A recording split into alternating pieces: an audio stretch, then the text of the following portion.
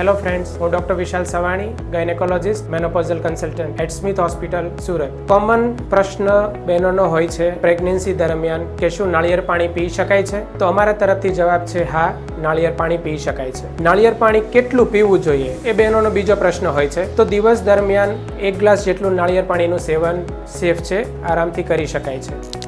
જો દરરોજ ના પી શકતા હોય તો અલ્ટરનેટ ડે એટલે કે એક દિવસ છોડીને એક દિવસે 1 ગ્લાસ જેટલું નાળિયેર પાણી પી શકાય છે.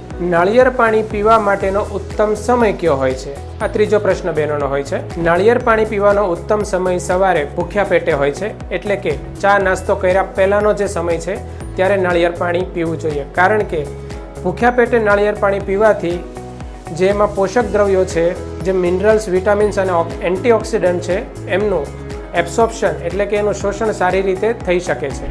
આ જે મિનરલ્સ, વિટામિન્સ અને એન્ટીઓક્સિડન્ટ છે, જે પ્રેગ્નન્સી દરમિયાન બાળક માટે અને એમના મમ્મી માટે ખૂબ જ અનિવાર્ય હોય છે.